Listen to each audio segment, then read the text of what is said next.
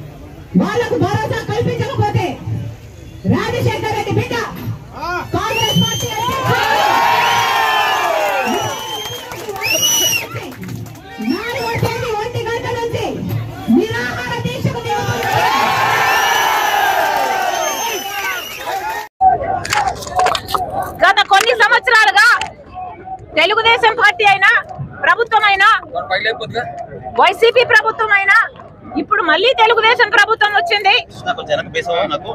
కనీస భరోసా లేకుండా పోయింది ఈ ఉద్యోగస్తులకి. వాళ్ళ జీవితాల మీద అయితేనేమి, ఫ్యాక్టరీ కోసం అయితేనేమి అంచెలంచెలుగా విశాఖ స్టీల్ నీరు గారుస్తూ వస్తున్నారు. టీడీపీ అయినా వైసీపీ ప్రభుత్వాలైనా ఎందుకు అని అడుగుతున్నాం. ఈ భూముల మీద మీకు కన్నుంది, ఇది ప్రైవేటైజ్ చేయాలని మీకు ఆశ ఉంది. కానీ విశాఖ స్టీలు ఆంధ్రుల హక్కు అని ఎంతో మంది ప్రాణ త్యాగాలు చేసి సాధించుకున్న ఈ విశాఖ స్టీలును విశాఖపట్నం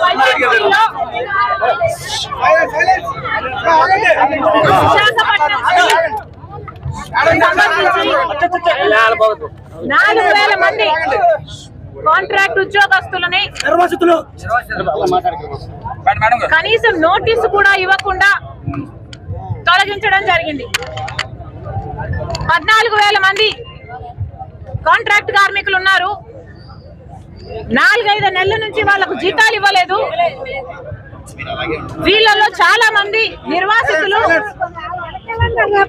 చాలా మంది వాళ్ళ భూములు ఇచ్చిన వాళ్ళు,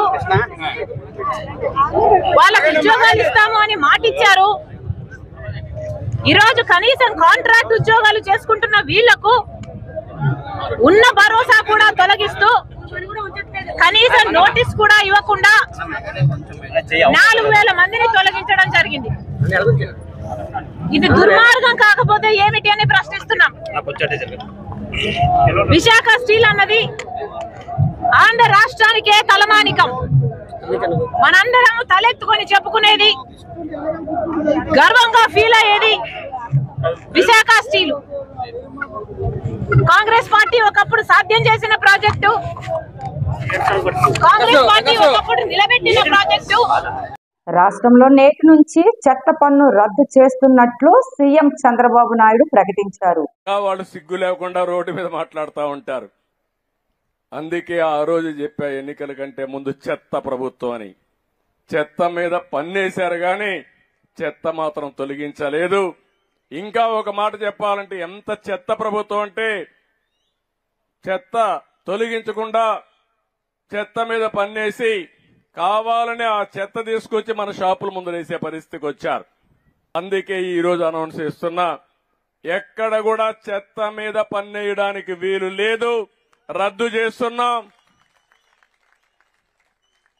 ఈ రోజు నుంచి ఎక్కడ కలెక్ట్ చేయొద్దని మా మంత్రులకు వాళ్ళకి ఆదేశాలు ఇస్తున్నాను. నెక్స్ట్ కేబినెట్ లో పెట్టి అది కూడా ఆర్డర్స్ కూడా ఇష్యూ చేస్తాం. ఎక్కడ ఇది కలెక్ట్ చేయమని చెప్పి కూడా నేను మీకు తెలియజేస్తున్నా. ఉత్తర నియోజకవర్గం 53వ వార్డు శ్మశాన వాటికలో కనీస సౌకర్యాలు కూడా లేక ఇబ్బందులు పడుతున్నా ప్రజలు పట్టించుకోలేని అధికారులు, స్వచ్ఛ సేవ చేస్తున్న హిందూ సంఘ నాయకులు. అన్నగారు ఏమండి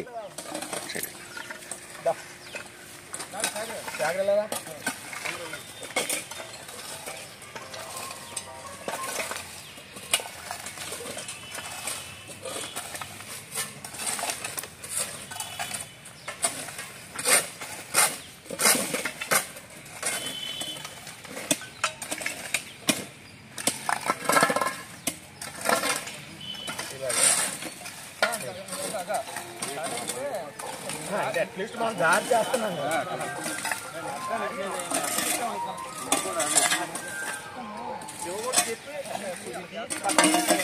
బండి పెట్టించాను చెప్దాం అయిపోయిందా ఫోన్ చేసి నేను వేసారా ఎత్తించు జీవీఎంస్ కంప్లైంట్ ఇవ్వండి అన్న. జీవీఎం కంప్లైంట్ ఇవ్వండి. కంప్లైంట్ మీరు ఫార్వర్డ్ చేస్తే అవుతుంది. ఇది ఒక పార్క్ లాగా ఉండేది. ప్రకాష్ ఎక్కడ ఉన్నాడా చచ్చిపోయి మాయా ఎక్కడున్నారా కానీ రాజమండ్రి ఎలాగైతే ఉండేదో ఈ మరి ఒకటే తర్వాత ఇంకే కార్పొరేటర్ కూడా దీన్ని చేయలేకపోయారు. అలాగే బరకచ్చాలి అంటే నాకు పట్టే పట్టించుకోలేదు. ఆయన వేస్ట్ అండి, ఆయన కార్పొరేటర్. ఆ ముస్లిం దాంట్లో 4 వేసుకున్నాడు ఎల్ఈడీలు. దాని మీద ఏమో కేకే గారు బాంబు పెట్టుకున్నాడు.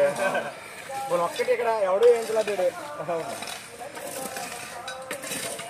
మనం ఇలా ఫోన్ ఎక్కువ ఏంటంటే అదే చెత్తబండి పంచగ్రామాల ఐక్యవేదిక తరపున మార్నింగ్ వాకింగ్ వచ్చే మిత్రులు మరియు అన్ని కులాలకు సంబంధించిన ప్రతి ఒక్కరూ కలిసి మా యొక్క శ్మశానాన్ని పురాణ ఒక 30-40 సంవత్సరాల నుంచి ఈ మా తాతల ముత్తాతల నుంచి శ్మశానం ఉంది.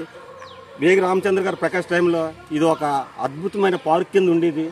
ఆ రోజు చూస్తే పిల్లలు అందరూ ఆడుకుంటారు. ఈరోజు చూస్తే భయానకరంగా ఉంది. ఈ శ్మశానంకి రావాలంటే తుప్పులు గిప్పులు అన్ని బలిసిపోయి ఎవరు పట్టించుకునే నాదుడు లేడు. తర్వాత సైడ్ అంతా ఆక్రమణకు గురైంది. మరి దాన్ని కూడా ఎవరు పట్టించుకోలేదు. ఇప్పటికైనా అధికారులు ఈ యొక్క పంచగ్రామాల సమస్యని పట్టించుకొని మా శ్మశానాన్ని క్లీన్ చేస్తారని మా యొక్క పంచగ్రామాల తరఫున ఈ ఐక్యవేదిక సంఘం తరఫున మేము కోరుకుంటున్నాం. పోయినసారి పెద్దపేట శ్మశానాలకి పార్కులకి పెద్దపేట వేశారు కదా, ఆ స్వచ్ఛంద సేవలు ఏం చేయలేదండి? పార్క్ ఎవరు చేయలేదు సార్. మేమంతా యువకులంతా మరి ఐక్యవేదిక కలిపి స్వచ్ఛందంగా చేస్తున్నాం.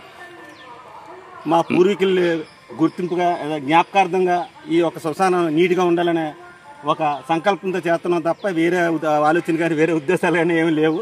అలాగే అధికారులు కూడా పట్టించుకొని ఈ ఒక వార్డు కార్పొరేటర్ మరి ఎక్కడ ఉండడో తెలియదు, ఆయన కూడా దయచేసి ఈ శ్మశానాన్ని సందర్శించి మా యొక్క తప్పులన్నీ క్లీన్ చేస్తారని, అలాగే వాటర్ సదుపాయం లేదు, అది కూడా శ్మశానంకి వచ్చిన వాళ్ళు ఇబ్బంది పడుతున్నారు, ఆ కుళాయి కానీ వేసినట్లయితే ఇబ్బంది తొలుగుతుందని మా యొక్క ఐక్య సంఘం తరఫున కోరుకుంటున్నాం. ఒక్క నిమిషం సార్. మొత్తం కృష్ణ గారికి మా మరిపాలెం శివనగర్ దగ్గర ఉండే హిందూ శ్మశాన వాటికి యొక్క ఈ మెయింటెనెన్స్ గురించి చెప్పాలి సార్. ప్రతిరోజు శవాలను ఇక్కడ కాలుస్తున్నారు. ఆ పక్కనే కర్రలు, పక్కనే చెత్తలు అన్నీ పోగెడుతున్నారండి. ఈరోజు మేము వచ్చి ఆ చెత్తలను తీయడంలో మాకు బాధగా లేదండి. ఎందుకంటే మేము స్వచ్ఛ భారత్లో పాల్గొవాలి, మా విశాఖపట్నం మా జీవీఎంసీ బాగుండాలని. కానీ ఇక్కడ 100 కొలది జీవీఎంసీ బళ్ళు వాక్ చేస్తున్నారండి. దాన్ని తీయమని మీకు చెప్తున్నాం. కానీ ఒక్క బండి కూడా స్వచ్ఛందంగా మేము ఇవ్వండి ఈ తుడిచిన చెత్తని తీయించడానికి కూడా ఎవరు లేరండి. అలాగనే శ్మశానంలో ఉంటున్న ఇన్ఛార్జీలు కూడా ప్యాకేజీలు తీసుకుంటున్నారు కానీ అయ్యో ఆ శవం కాల్చిన తర్వాత మనం వేసే చెత్తని క్లీన్ చేసి ఎక్కడికైనా డంప్ చేద్దాం, శ్మశానాన్ని నీట్గా ఉంచుదామని లేదు సార్. మనమేం రావడానికి ఎంతో ఆనందంగా ఉండేటప్పుడు ఈరోజు ప్రజలు రాలేకపోతున్నారండి. దయచేసి ఇప్పటికైనా గవర్నమెంట్ ఉద్యోగులుగా ఒక కమిషనర్ కానీ ఒక జోనల్ కమిషనర్ కానీ విచ్చేసి మీ తరపున మా శ్మశానాన్ని మళ్ళీ అందంగా తీర్చిదిద్దాలని అన్ని కులాల ఐక్య సంఘం తరపున మేము కోరుచున్నామండి. ఇట్లు మరిపాలెం మిత్రమండలి. జై శ్రీరామ్. జై శ్రీరామ్.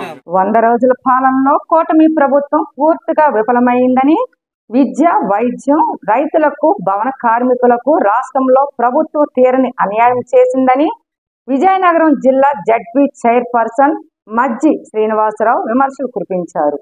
మంచి ప్రభుత్వం అని చెప్పే ప్రభుత్వం ఈరోజు చూస్తూ ఉంటే రైతాంగం, ఈరోజు రైతాంగానికి ఆనాడు సకాలంలో రైతు భరోసా కేంద్రాలు పెట్టి ఆ రోజు విఏఎస్లు పెట్టుకొని ఆ రోజు ఎప్పుడు ఎరువులు నేరుగా రైతు భరోసా కేంద్రాలకే పెట్టి వారందరికీ కూడా ప్రతి రైతుకు కూడా నేరుగా వారి గుమ్మానికే అదులు అందించే కార్యక్రమాన్ని ఆనాడు చేపట్టాం. గత 5 సంవత్సరాల కాలంగా గత ప్రభుత్వంలో ఏనాడు ఒక్క రైతు కూడా నాకు సకాలంలో రైతులు అందలేదు, ఎరువులు అందలేదు అని చెప్పే పరిస్థితి లేదు. ఇవాళ చూస్తూ ఉంటే ఇవాళ ఎక్కడా కూడా ఎరువులు అందే పరిస్థితి లేదు. ఇవాళ రైతులందరూ కూడా ప్రైవేట్ డీలర్స్ దగ్గరికి వెళ్ళి కొనుక్కునే పరిస్థితి. ప్రైవేట్ డీలర్లు నీకు ఎరువు బస్తా కావాలంటే నువ్వు ఒక పురుగుల మందు డబ్బా కొనాలనో, లేదు నానో యూరియా కొనాలనో, లేదు నువ్వు 100 రూపాయల నుంచి 150 రూపాయలు అధికంగా ఇవ్వాలనో ఇవాళ కార్యక్రమాలు జరుగుతూ ఉన్నాయి. ఇవాళ ఎక్కడా కూడా ఈ విజయనగరం జిల్లాలో ఇవాళ ఎరువులందుకు ఇప్పటికి కూడా ఇవాళ రైతాంగం అంతా కూడా ఇబ్బంది పడే పరిస్థితి.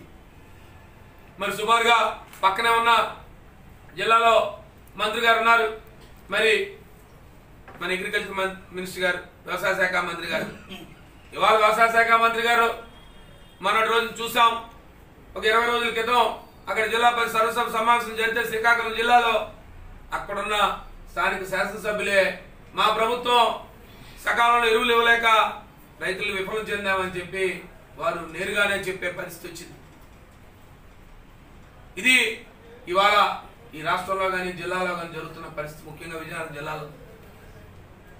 ఇవాళ అదే కాదు, ఇవాళ కరెంటు గురించి చూస్తూ ఉంటే, ఇవాళ విద్యుత్ డిపార్ట్మెంట్ చూస్తూ ఉంటే సుమారుగా ఈ 100 రోజుల కాలంలో 22 మంది ప్రాణాలు కోల్పోయే పరిస్థితి. విద్యుత్ సిబ్బంది అలసత్వం వల్ల, విద్యుత్ అధికారుల అలసత్వం వల్ల ఇవాళ 3 రోజులకో 4 రోజులకో 5 రోజులకో ఒక ప్రాణం పోయే పరిస్థితి తీసుకొస్తుంది. ఎన్నిసార్లు అధికారులు అప్రమత్తం చేసినా అధికారుల పూర్తిగా అలసత్వం వచ్చేసింది. మాకేం అవసరం లేదు, మాకేం పని లేదు, ఈ ప్రభుత్వం మా గురించి ఆలోచించేవారు ఎవరు లేరు, ఎవరు ఏ ప్రజాప్రతినిధులు మా గురించి అడిగేవారు లేరని చెప్పి ఇవాళ ఇది సుమారుగా జరుగుతూ ఉంది. ప్రతి 3-4 రోజులకు కూడా మేము విద్యుత్ అధికారులకు చెప్తా ఉన్నప్పుడు కూడా ఎక్కడ వాళ్ళ మార్పు లేదు. ఇక మళ్ళీ నిన్నటి రోజుని బొబ్బిల్లో విద్యుత్ రైతు, ఎక్కడా కూడా ఏ పంట పొలాల్లో వైర్లు తెగినా, లేదు పంట పొలాల్లో ఏమైనా డీపీలు కాలిపోయినా, ట్రాన్స్ఫార్మర్ కాలిపోయినా ఎవరు కూడా రైతులకు కానీ వారికి ఎవరు కూడా స్పందించే విధానం పరిస్థితి లేదు ఇవాళ జిల్లాలో, ముఖ్యంగా విద్యుత్ శాఖ సిబ్బంది. ఇది ఈ రాష్ట్రంలో విజయనగరం జిల్లాలో 100 రోజుల పరిపాలనలో జరుగుతున్న పరిస్థితి. ఇవాళ అదే కాదు, ఇవాళ మీరు పెన్షన్లు, ఇవాళ 1వ తారీఖు 2వ తారీఖు పెన్షన్లు ఇచ్చే కార్యక్రమం, మీరు వచ్చి పెన్షన్లు ఇచ్చే కార్యక్రమంలో మీరు ఆనాడు చెప్పారు, లేదు వాలంటీర్లు లేకపోయినా మేము ప్రతి కుటుంబాన్ని నేరుగా ఇస్తామని చెప్పారు. చాలా మంచిది. ఏదో మొట్టమొదటి నెలలే చాలా పకడ్బందీగా తప్పకుండా మన ప్రభుత్వం గత ప్రభుత్వంతో పోలుస్తారని చెప్పి మీరు ప్రతి ప్రభుత్వం నేరుగా వెళ్ళి ఇచ్చే కార్యక్రమం చేశారు. ఒక 3 రోజులు 4 రోజుల్లో దాన్ని చేశారు. ఇవాళ మళ్ళీ చూస్తూ ఉంటే మరలా ఎక్కడా కూడా ఇంటికి ఇచ్చే కార్యక్రమం లేదు. ఏ సచివాలయ బిల్డింగ్లోనో, లేదు గ్రామ రామ మందిరం దగ్గర ఇవాళ ప్రజలందరినీ తీసుకొచ్చి మళ్ళీ మూకమ్మడిగా పెన్షన్లు ఇచ్చి ఇవాళ పెన్షన్ దారులు ఏ రకంగా భయభ్రాంతులు అయ్యారంటే, ఈ రోజు నా పెన్షన్ తీసుకోకపోతే మరలా నా పెన్షన్ రాదు, వెనక్కి వెళ్ళిపోతుందనే పరిస్థితి తీసుకొచ్చే పరిస్థితి వాళ్ళకి కనపడింది. గతంలో 5 రోజులు పెన్షన్స్ ఇచ్చే కార్యక్రమం ఉండేది. ఒక రోజు లేకపోతే 2వ రోజు, 3వ రోజు, 4వ రోజు ఎవరికైనా ఇబ్బంది వచ్చినా, లేదా ఏదైనా గ్రామాలకు వెళ్ళినా, లేదా తాలూకా చుట్టం చూపుకి వెళ్ళినా ఇవాళ పెన్షన్ ఇచ్చే కార్యక్రమం. కానీ వాళ్ళ అధికారులందరూ కూడా చెప్తున్నారు భయపడదు, మీరు ఇవాళ పెన్షన్ తీసుకోకపోతే రేపటి నాడు మీ పెన్షన్ లేదు అని చెప్పే పరిస్థితి ఇవాళ గ్రామాల్లో ముక్కుముడిగా ఇవాళ వచ్చి, ఇక దానితో పాటు చేతివాటం మొదలైంది. మళ్ళీ చేతివాటం మొదలైంది. గత నెలలో చేతివాటం మొదలై చెప్తే ఇవాళ నేరుగా పత్రికల్లో వస్తే నేరుగా నేనే స్పందించి చెప్పాను. దానికి వెంటనే మళ్ళీ అధికారులు అక్కడ ఉన్నవారు మళ్ళీ ఇచ్చి లేదు ఈ 500 రూపాయలు దానికోసం మేము వసూలు చేయలేదు, ఈ 500 రూపాయలు సుమారు ఒకే రోజు ఏదో నీటి పన్ను కోసం వసూలు చేశామని చెప్పి మరలా మీరు రికార్డులు మార్చుకున్నారు. మీ ప్రభుత్వానికి చెడ్డ పేరు వస్తుందని చెప్పి మీ ప్రభుత్వంలో జరుగుతున్న విధానాన్ని జరుగుతున్న కింద క్షేత్రస్థాయిలో జరుగుతుందాన్ని ఇవాళ మీకు చెప్తున్నాం. ఇవాళ మీరు ఏదైతే మేధం చెప్తున్నారో మేము ఇంటింటికి పెన్షన్ ఇచ్చే కార్యక్రమం చెప్తున్నామంటున్నారో ఆ కార్యక్రమం జరగడం లేదు. ఎవరు కూడా ఇవాళ ముసలి విజయనగరం జిల్లా ఆర్టీసీ కాంప్లెక్స్ వద్ద విశాఖ స్టీల్ ప్లాంట్ ప్రైవేటీకరణ వ్యతిరేకంగా బీజేపీ మోడీ ప్రభుత్వంపై జిల్లా అఖిలపక్ష కార్మికుల సంఘం నిరసన దీక్షలు చేపట్టారు. విశాఖపట్నం స్టీల్ ప్లాంట్ని ప్రైవేటీకరణ చేయడం కోసం కేంద్ర ప్రభుత్వం బీజేపీ తీవ్ర ప్రయత్నం చేస్తూ ఉంది. అందులో భాగంగానే గత 4 రోజుల క్రితం 4,000 మంది కాంట్రాక్ట్ ఉద్యోగుల్ని 8% రద్దు చేసింది.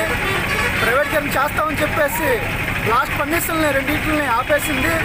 దీని మూలంగా ఈరోజు ఆంధ్ర రాష్ట్రానికి ఉత్తరాంధ్రకి అభివృద్ధికి దోహదం చేసిన స్టీల్ ప్లాంట్ని ప్రైవేటీకరణ చేయొద్దని చెప్పేసి ఈరోజు కార్మిక సంఘాలన్నీ కూడా ఆందోళన చేస్తూ ఉన్నాయి. కేంద్ర ప్రభుత్వం బీజేపీ ఆంధ్ర రాష్ట్రం పట్ల చాలా ముందుగా వ్యవహరిస్తుంది. ఎందుకంటే ఈరోజు స్టీల్ ప్లాంట్ అనేది ఆంధ్ర రాష్ట్ర అభివృద్ధికి దోహదం చేస్తూ ఉంది, ఉత్తరాంధ్ర అభివృద్ధికి దోహదం చేస్తుంది, ప్రత్యక్షంగా పరోక్షంగా 1,00,000 మందికి ఉపాధి కల్పిస్తూ ఉంది. అటువంటి స్టీల్ ప్లాంట్ని ప్రైవేటీకరణ చేయడం అంటే ఆంధ్ర రాష్ట్ర అభివృద్ధి పైన దాడి చేయడం అని చెప్పేసి ఈరోజు మేము భావిస్తూ ఉన్నాం. అందుకనే ఈరోజు అన్ని కార్మిక సంఘాల ఆధ్వర్యంలో విశాఖపట్నం స్టీల్ ప్లాంట్ కాపాడాలని, విశాఖపట్నం స్టీల్ ప్లాంట్కి సొంత పనులు కేటాయించాలని చెప్పేసి ఈరోజు డిమాండ్ చేస్తూ ఉన్నాం. కేంద్ర ప్రభుత్వం సొంత పనులు కేటాయించకుండా నష్టాలు వచ్చే విధంగా, ఉత్పత్తి సామర్థ్యం తగ్గించే విధంగా ఈరోజు తన ప్రయత్నాలు చేస్తూ ఉంది. ఉద్యోగస్తులకి అదేవిధంగా ఆంధ్ర ప్రజలకి మోసం చేస్తూ ఉంది. కాబట్టి ఈరోజు ఈ రాష్ట్రానికి ముఖ్యమంత్రి ఉన్నటువంటి చంద్రబాబు నాయుడు, ఉప ముఖ్యమంత్రి ఉన్నటువంటి పవన్ కళ్యాణ్ ఖచ్చితంగా బీజేపీ పైన ఒత్తిడి తెచ్చి స్టీల్ ప్లాంట్ ప్రభుత్వ రంగంలో కొనసాగే విధంగా ప్రయత్నం చేయాలని చెప్పేసి ఈరోజు అఖిలపక్ష కార్మిక సంఘాల తరఫున డిమాండ్ చేస్తూ ఉన్నాం.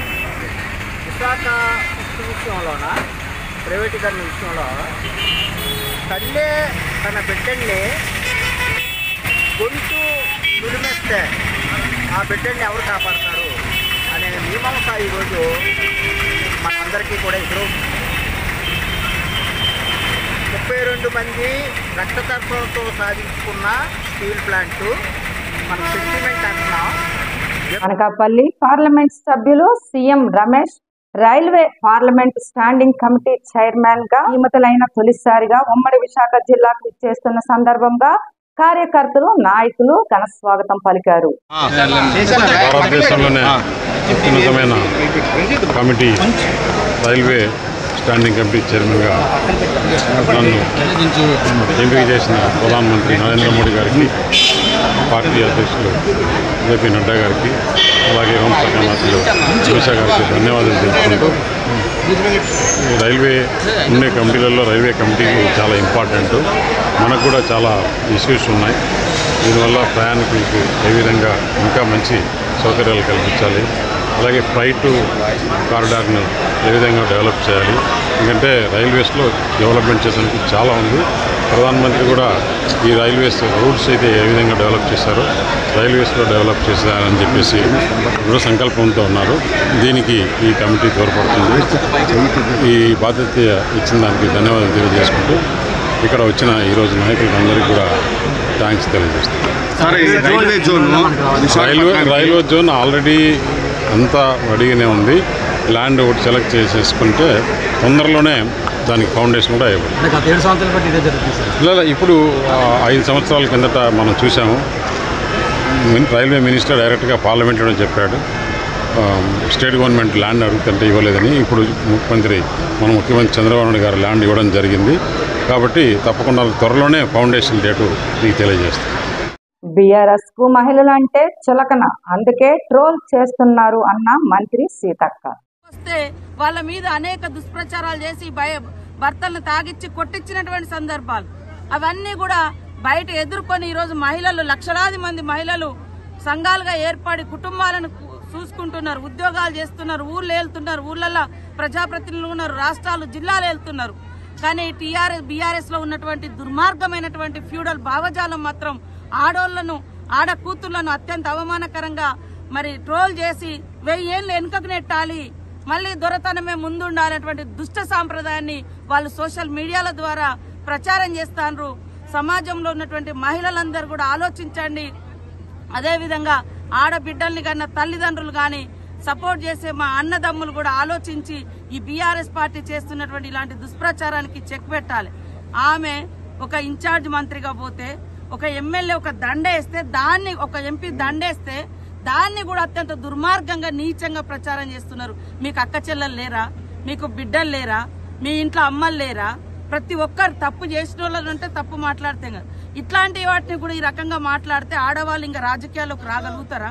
కనీసం ఇప్పటికే పని ప్రదేశాలలో అక్కడ ఇక్కడ సమాజంలో లైంగిక వేధింపులు, అత్యాచారాలు, హత్యలు జరుగుతున్నాయి. దాన్ని అరికట్టాలని మనం మాట్లాడుతూ ఇవాళ ముందుకొచ్చేటువంటి మహిళల మీద ఈ రకంగా ట్రోల్ చేసి అవమానించి కుటుంబాల మధ్య చిచ్చులు పెట్టేటువంటి దుర్మార్గులారా, బీఆర్ఎస్ పార్టీ నాయకులారా, బుద్ధి తెచ్చుకోండి. ఈ సమాజము ఈక్వాలిటీ కోరుతుంది, సమానత్వం కోరుతుంది. మొన్నటికి మొన్న మేము ఏమనలే, అరే బస్సులలో ఇప్పుడు బస్సులలో కూర్చున్నోళ్ళు ట్విట్టర్, ఆయన అయితే ట్విట్టర్లు పెట్టుకోవచ్చు అంట, ఏది సెల్ ఫోన్ వాడచ్చు. మరి వాళ్ళ చేతులు ఏదో పని ఉన్నది, సంచులు ఉన్నది, ఇట్లా వాళ్ళ బస్సు ఇట్లా వాళ్ళు కూర్చొని ఏదో పని చేసుకున్నారు. ఎవరికి ఆటంకం లేనప్పుడు ఏం ప్రాబ్లం? ఎవరికైనా అవమానకరంగా నాగ చైతన్య సమంత విడిపోవడానికి కారణము కేటీఆర్ అన్న మంత్రి కొండ సురేఖ. ఈ రోజు నేను చెప్తా ఉన్నా కదా, నాగ చైతన్య సమంత విడిపోవడానికి కారణం కేటీఆరే. ఈరోజు చాలా మంది హీరోయిన్లు తొందరగా పెళ్లిళ్ళు చేసుకొని సినిమా ఫీల్డ్ నుంచి తప్పుకోవడానికి కారణం కూడా కేటీఆరే. ఆయన ఆ రోజు మత్తు పదార్థాలకు అలవాటు పడి వాళ్ళను కూడా మత్తు పదార్థాలకు అలవాటు చేసి రేవ్ పార్టీలు చేసుకొని మదమెక్కి వాళ్ళ జీవితాలతో ఆడుకొని బ్లాక్ మెయిల్ చేసి వాళ్ళను ఇబ్బంది పెట్టినటువంటి వ్యక్తి కేటీఆర్.